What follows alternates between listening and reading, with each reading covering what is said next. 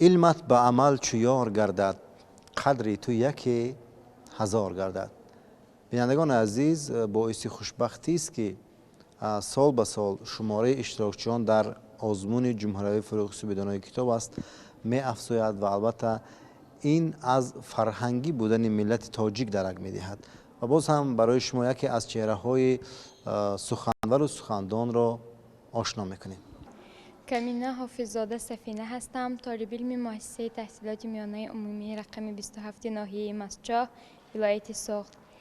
اشتراکچی آزمون فروغ صبح دانایی کتاب است. از روی نامینه ازیاد کردن و خواندن آثار ادیبان کلاسیک می باشم. در آغاز صحبت برای بینندگان ما یک غزل از این شاعران ماندگار قرائت کنید. خب من میخوام که از سعدی شیرازی یک غزل برایتان قرائت نمایم. من ندانستم از اول که تو به مهر و وفایی، عهد نابستن از آن به که ببندی و نپایی. دوستان عیب کنندم که چرا دل به تو بستم، باید اول به تو گفتن که چنین خوب چرایی. ای که گفتی مروند در پی خوبان زمانه، ما کجاییم در این بحر تفکر، تو کجایی؟ آن نخال است و زنخدان و سری زلف پریشان که دلی اهل نظر برد که سریست خدایی. پرده بردار که بیگانه خود این روی نبیند، تو بزرگی و در آینه کوچک ننمایی. حلقه بر در نتوانم زدن از بیم رقیبان، این توانم که بیایم به محلت به گدایی.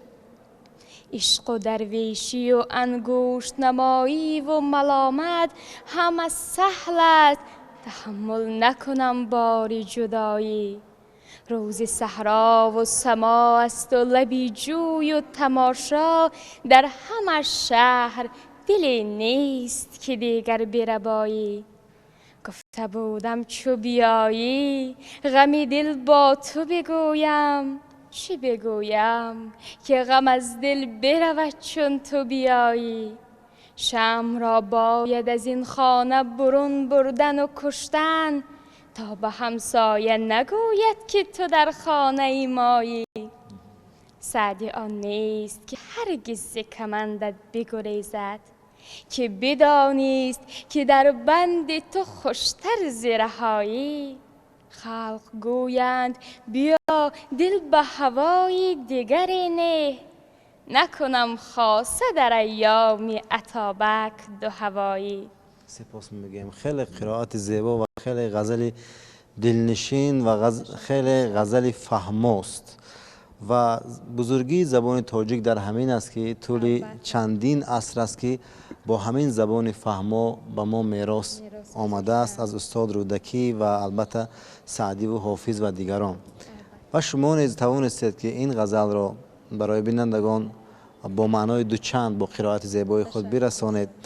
و البته کلاسیکان ما شعرهای خوب دارند، حکایه ها و غزل و رباعی و دوایده های خیلی زیبا دارند.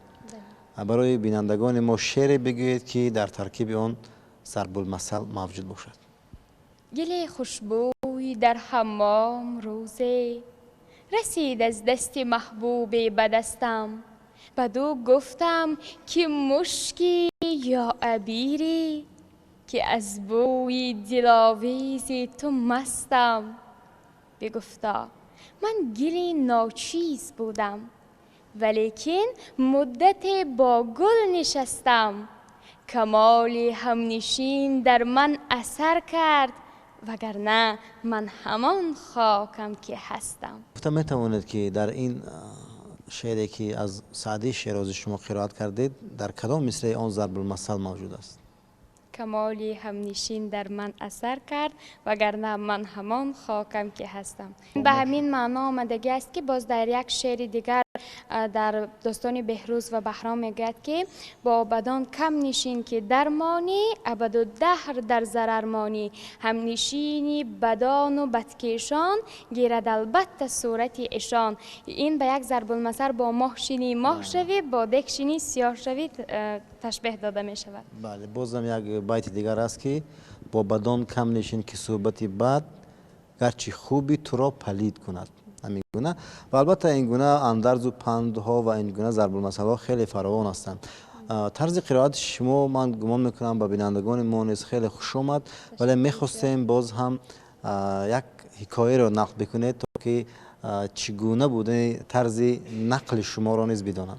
بله، میخوام از گلستان سعدی شیرازی که بسیار یک نثر کلاسیکی مشهور است امروز یک حکایه گفته باشم.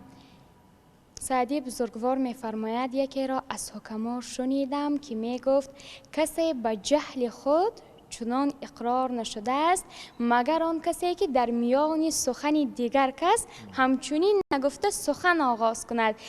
همه این مطلع حکایه های گلستان در قطعه آنها به انجام می‌یابد. قطعه این حکایه چنین میباشد که سخن را سر است ای خردمند و بون، میاور سخن در میان سخن، خداوند تدبیر و فرهنگ و رای، نیارد سخن تا نبیند خموش. بله، واقعا سعدی شیرازی یکی از شاعران بزرگترین ملت ما به حساب می رود و مشهورترین شعر او که در پیشتاق سازمان ملل متحد نوشته شده است، بنی آدم اعضای یکدیگرند که در آفرینش یک جوهرند، چو عضو به در داورد روزگار دیگر عضوها را نماند قرار. و ما واقعا با این گونه شاعران ماندگار افتخار میکنیم و البته افتخار بازم از آن داریم که شما برای این اشتراکچیان خیلی فعال این شاعران را پاس می‌دارند و از آنها شعر ازبر میکنند.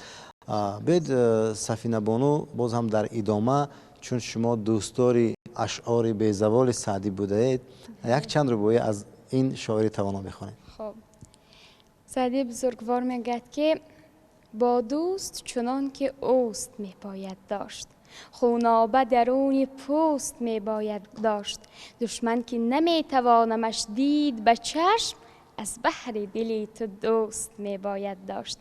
شمع ارچه به گریه جانگدازی می کرد، گریه زده خنده مجازی می کرد، آن شوخ سرش را ببریدند و هنوز ایستاده بود و زبان درازی می کرد.